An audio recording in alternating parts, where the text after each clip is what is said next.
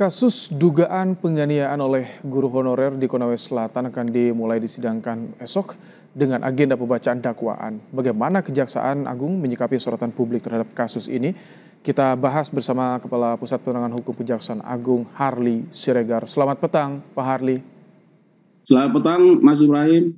Baik, Pak Harly, yang pertama ini soal apakah pasal yang menjerat tersangka ini masih sama dengan yang dalam BAP? Kemudian apakah ada peluang ini terdakwa ini, tersangka ini bisa bebas? Baik, saya kira sebelum saya menjelaskan itu, saya harus jelaskan dulu pengaturan hukum acara kita terkait soal sistem peradilan pidana kita ya, supaya tidak bias. Nah, berdasarkan surat pelimpahan perkara ke pengadilan ya, nomor 1704 tanggal 15 Oktober 2024 dan surat penetapan dari Majelis Hakim Pengadilan Negeri Andolo nomor 104 ya sudah menetapkan persidangan itu tanggal 24 Oktober, berarti besok. Artinya bahwa kewenangan menahan, mengadili, memeriksa tentu ini sudah menjadi kewenangannya pengadilan. Nah, itu dulu yang pertama. Nah, yang kedua, apakah terbuka peluang terhadap saudara Supriani ini terdakwa akan dinyatakan bebas? Tentu sangat tergantung kepada proses pembuktian yang ada di pengadilan nantinya. Mengapa? Karena apakah sesungguhnya bahwa fakta-fakta yang akan terungkap di persidangan sama dengan fakta-fakta berkas perkara. Nah ini, jadi apa yang disampaikan oleh Kajari itu saya kira benar, bahwa kalau kita mau menuntut bebas tentu nanti harus dilihat apakah memang bahwa fakta-fakta yang terungkap di dalam persidangan ini sesungguhnya tidak sama dengan fakta-fakta di dalam berkas perkara.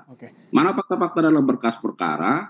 Kan di sana disampaikan bahwa misalnya bahwa yang bersangkutan itu melakukan penganiayaan terhadap anak ya. Bahkan juga terdapat visum et repertum yang menjelaskan terkait soal luka-luka yang dialami oleh anak tersebut ya. Nah, termasuk bagaimana laporan sosial yang disusun oleh pekerja sosial tenaga kesejahteraan bahwa terdapat indikasi yang kuat bahwa hal tersebut dilakukan oleh terdakwa. Nah, tetapi inilah nanti yang harus diungkap di dalam proses persidangan. Itu fungsinya persidangan yang terbuka ini.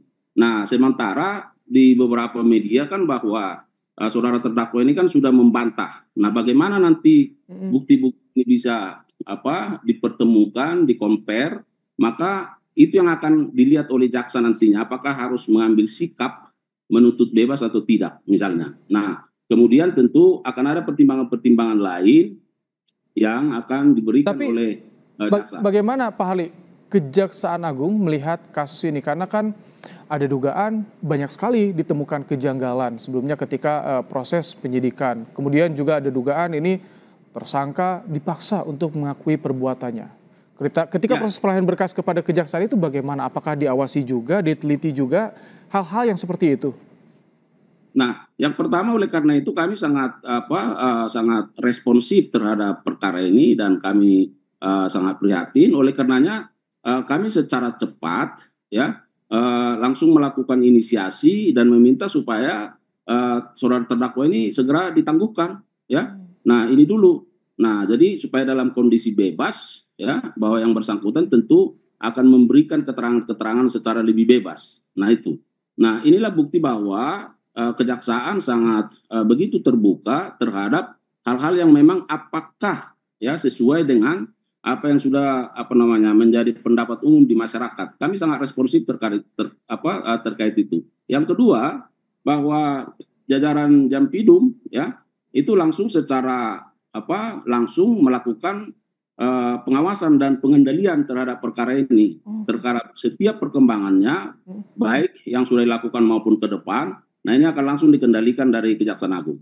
Baik, tapi kalau misalkan artinya ketika ada responsif, langsung diturunkan juga ada instruksi dari Jampidum, apakah ini dalam dakwaan esok masih sama dengan apa yang tertera dalam BAP polisi?